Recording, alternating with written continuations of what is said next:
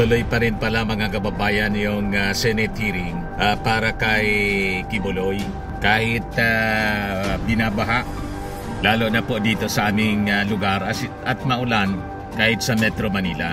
Suspended na rin po yung trabaho.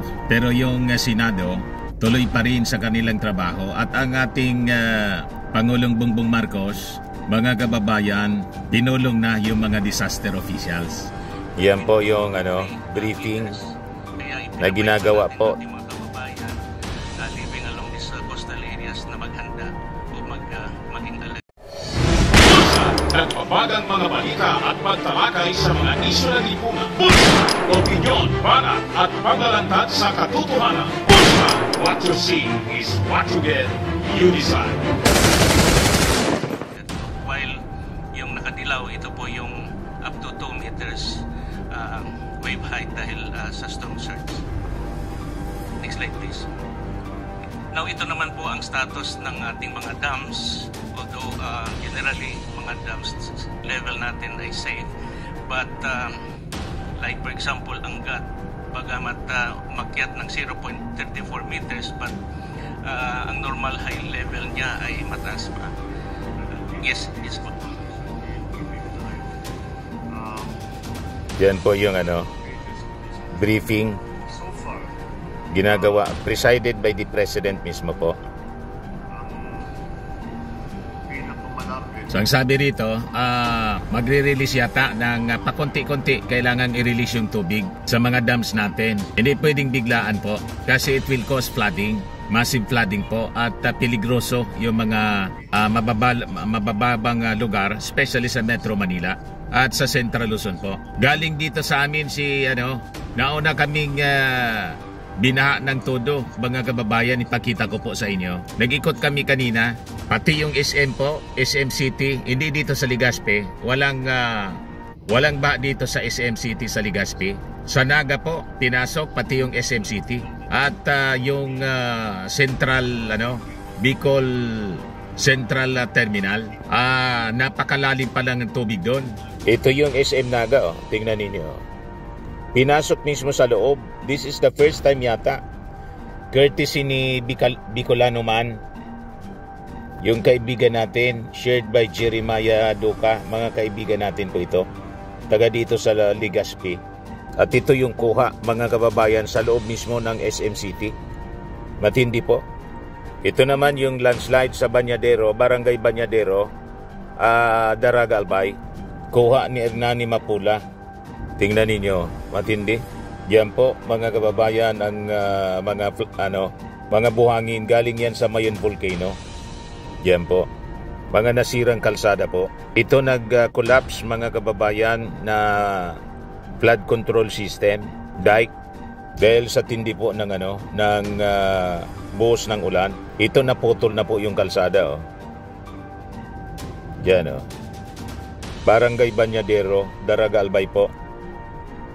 Nasa foot ng Mayon Volcano po ito kasi. Yan, kinain na po yung lupa. Kinain ng baha po. Yan ganyan katindi. Ito naman po yung subdivision ni Manny Villar, Camellia Homes. Tingnan ninyo. Sa Naga City, shared by Grace Inocentes. Ini po ang kamugtakan sa laog ng Camellia Homes, Naga. Ito daw po ang situation sa loob ng tingnan ninyo yung mga sasakyan sa Camellia Homes po. Yan po. Yan tumagilid na po. Binuhat siya ng baha, syempre. Ito nagkapatong na po yung kotse. Hindi naman po malakas yung hangin. Yung ulan lang po. Matindi talaga yung pagbuhos ng ulan po dito sa amin. Ito naman po shared by Vice Mayor Anchema Onghoko ng Ginubatan Albay and July Tingson, yung kagawad. Barangay Masarawag, baka epekto na to, mga kababayan, ng walang habas na paghukay ng buhangin dito sa amin. Yan po, sa paanan ng Bulkang Mayon. Yan sasakyan po kotse, natabunan ng buhangin po. Chapel po siya. Grabe yung buhangin po. Mayon rock siya. Yung kalsada po, lahat na buhangin galing sa Mayon Volcano. Natabunan na po ng buhangin. Yan o. Mga gravel and sand. So ngayon po, nag-ikot ako. Nasa clearing operations na rin po dito. Balitang yan, click subscribe muna dito sa ating YouTube channel. And hit the notification bell para lagi po kayong updated sa mga kaganapan dito sa ating bansa. Like and share na rin po ninyo ang ating video. At huwag na rin po ninyo na skip yung ating mga commercial ads para tuloy-tuloy lang ang pag-unlad ng Bagong Pilipinas. Sa mga nagana po ng malinis and spacious fitness gym, pumunta lang po kayo sa aming Colossal Fitness Gym. We also offer Grab Car Rental with our brand new 2023 model ng Toyota Innova. We also accept booking for those who are planning to travel via PAL, Cebu Pacific, and other airline companies, local and international, and bills payment for Meralco Bills, Aleco Bills, PLDT, etc. Ang Colossal Fitness Gym is located at 3rd floor Security Bank Building, Lanco Business Park, Legazpi City, Albay. For inquiries, look for Jilon Maravillas. Contact number 0966-802-0949. Yan po yung aming Innova. Lagi na pong matao sa amin.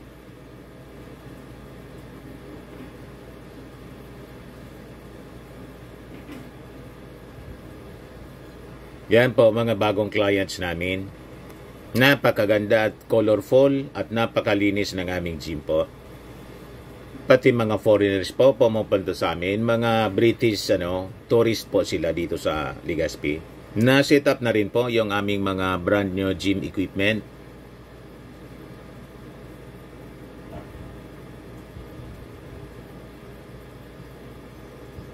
May treadmill na rin po kami.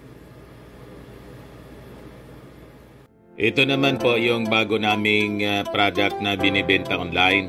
Eye Glow Serum, whitening po siya. Tingnan ninyo yung epekto sa aking anak na architect before and now. Yung mga inquiries po ninyo, dumiretso na lang kayo sa kanyang Facebook account, Riz Maravillas.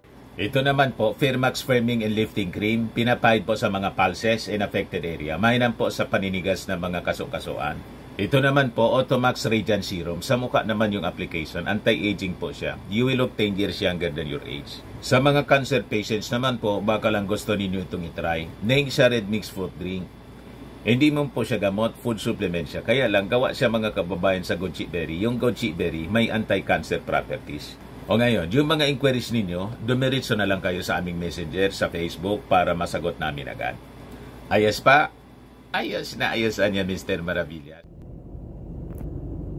Tulong-tulong yung mga mga local government units sa barangay, sa munisipyo, sa province, sa buong Bicol region sa clearing operation with the help ng armed forces, ng PNP, ng Bureau of Fire Protection, syempre yung DPWH. Lagi naman ganito ang ginagawa.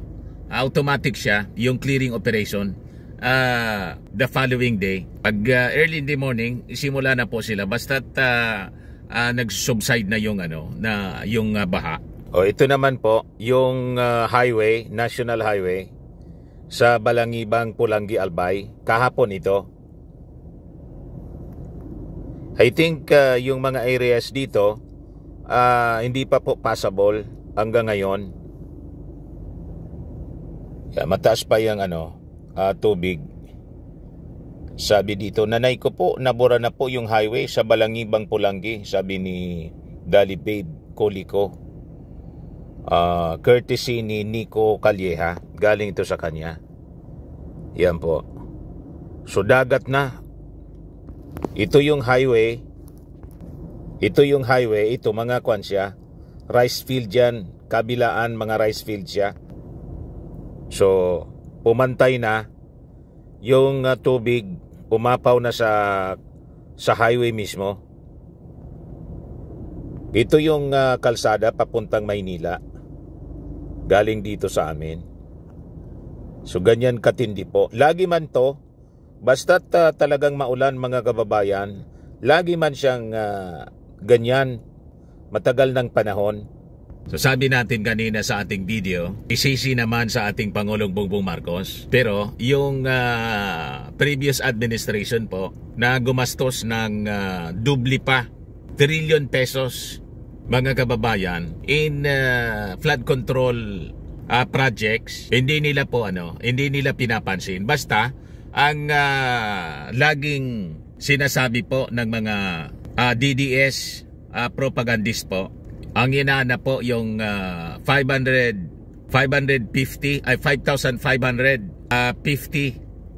anyang flood control projects. Pero yung 11,000 during the time of Digong, hindi nila inaanap kung nasaan yon na 11,000 plus na flood control projects as reported ng DPWH. Kahit disaster po, matindi ang propaganda ng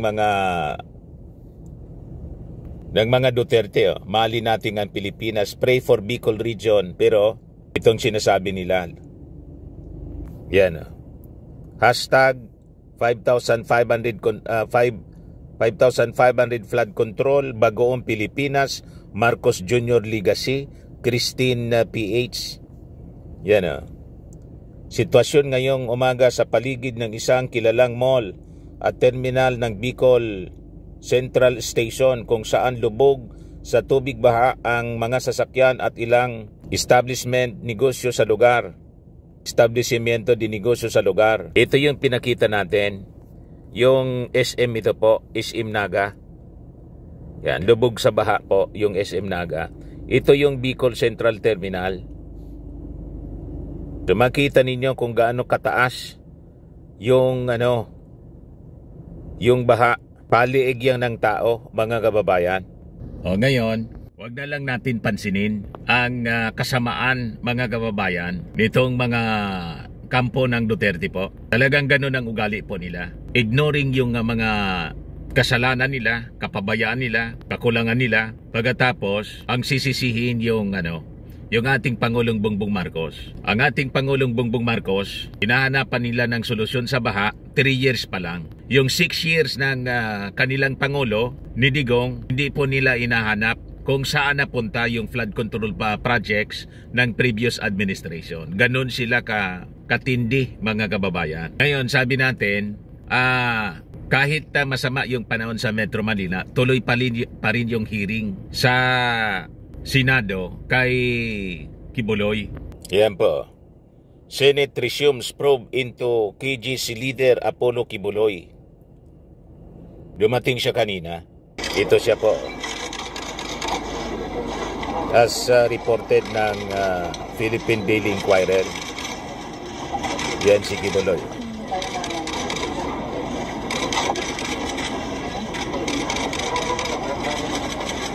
Yan po si Kibuloy. Pinagkakaguluhan ng media, mga reporters.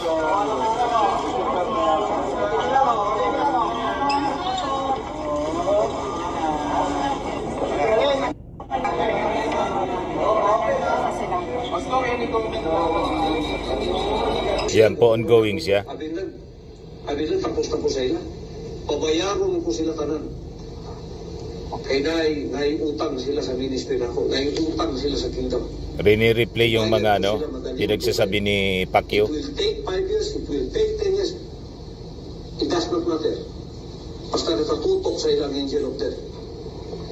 When the opportunity presents itself, patay sila. Katutok daw yung mga angel of death niya. Tapat sa kuha. Iyan pa ninyo. Mga pagbabanta ni Kibuloy. Pag naging-contact ng lalaki niya, naging-sex ka na sa iya. Yatag mo na yung kaugalingon sa iya. Pag sa internet, nung I love you ka na, yatag mo na yung kaugalingon sa iya. Dato ko, nagsali ko sa imo, yatag na kung guman ako sa imo, itraitor ko nimo. Driver, itraitor ko nimo. Masaya akong buhato. Dato ko, para mabawi akong tungo, masaya akong buhato. Ikaw ugang driver, patyun ka. Siguraduhin na akong mamatay ng buha. Dito pa ako makabawi sa akong tungo. O bitaw ang Muslim, dunay honor killing. Dili na mo katalikod na rin ministry. Hindi mo mga matay. Pero yung pagtuo, pwede mo matalikod. Ginana kay gusto ninyo matalikod. Sunod daw mong NPA eh. Isang kadre ka lang, sunod ka NPA. Pagka naka-lecture na kapila sa ilaha, di ka nakagawas. Pag di gawas ka, kukulong ka, patsyon ka. Sunod mong mafia, sunod mong gobyerno sa Amerika. Pag ipasunod ka ng mga confidential niya, tapos kalit-kalit mo talikod ka, di ka kukulong. Inani ang commitment na ako sa inyo. Wala na'y makatalikod sa inyo. Wala na'y makatalikod sa inyo. Wala na'y pwede mo traidor sa inyo. Pag nag-traidor mo, na'y magbukod sa inyo. Patay doon mo dito. Kapahamakan ang inyong liyantuan. I-implement po natin. Anong unang-unahan ninyo na ba? Pakalaluman ninyo ang pangunang-unahan ninyo sa ministry na ako. May pamilya mo. Ikaw pa ni, may inahan ka din, may soul ka. Katong soul ni mo. Pati na mo yung soul sa gawas. Kung doon natin na, wala ibili na na. Hinanakalalo ang commitment nato dire. Pero nag-communicate mo lalaki, pagkatapos mo report mo sa kuwa dire. Sampang niya mo sa akong balay, ang gusto na ako dire, may tumano. Dili mo pwedeng mutuman dire sa gusto ninyo, matili na akong gusto. Kapuyon kung mga yun ang animal, anak pupat sa tanas dire ba? May ipog ko ng mga moros, ng mga Muslim. Na yung mga babae sila magpa-prostitute sa ilang mga warriors. Para mawala stress. Tingnan na po ang iyong weakness sa lalaki. Ilabay ninyo na kaya di na nakabubutol sa mahan. Kaya di mo na mong pastoral para sa anak lang mo. Mga kasama lahat ng mga victim survivors testimonies muna. At bahagi din po ito ng karapatan nyo marinig yung mga akusasyon laban sa inyo bago kayo magresponde. Gusto nang magsalita yata ni Kibuloy. Bibigyan ka niya ng pagkakataon na magsalita. Yes. Yes. Do you recognize the voice speaking in the audio file? Yes. Whose voice is that? This is the voice of Mr. Kibuloy. Okay. And well, I know that you don't understand Bisaya so well, but do you have a sense of what he was saying in this audio file? Yeah, because main senior in the kingdom, and she's main assistant of Mr. Kibuloy, like the one who like always guide him everywhere. Like, and he she also have access to his room the same as Mr. Kibuloy have access to her room. Okay. So, was she also your groomer? Was she also your groomer, like you said Jacqueline Roy was? No. No, she was not my groomer. All right. And why I know you asked me, can you repeat the question? Foreigner pala to? How I get idea what he's talking about Yes. in this audio, even though I don't understand English. Because I experience a lot of things in the ministry. And for example, the girls have Isa sa mga victims pala to? For the world, it's a normal thing. Like, for example, they want to chat some boys or something. Like, it's not a crime. But according to the standard of and rule that were in the pastoral, it's a big crime that he will... Isa sa mga pastoral? He will punish them. And I witnessed how Stephanie was several times, only in my time, she was trying to leave the ministry. Stephanie Ibarra or Pane was trying to leave the ministry. Yeah, All she right. was trying to leave the ministry, and every time she tried, they very in brutal way, in very arrogant way, they will put her back to be always loyal to Mr. Kibuloy. How brutal and arrogant way? Like, for example, there was one time she wanted to run away from the house of Manila. We stayed there and before we have a concert day there, and we stay in worker's house. And she wanted to run away. She jumped from the window together with her with her luggage. How high was when the they window? found out, I don't know really. But she jumped from a window. Tindi. Yeah. Okay. Yeah, she was trying to go out because she know in her position in the kingdom she cannot say that, can you release me? I don't. I'm full. I'm fed up. I want to go out. She know it's not possible. Why And, wasn't it possible? Because, like as I said, she is like his trophy, and he said, like even to us, like if she will leave, how I will handle the other girls, because she is like she used her as example that must be loyal, that must be single, and he like. Yan po ang parte ng Senate hearing ng Committee on Women and Children headed by Senator Hontiveros. So anyway, yung mga developments ng balitang yan sa mga susunod nating uploads mga kababayan. Yan na lang muna. Ako po si Dante Maravillas. Bye-bye po. God bless.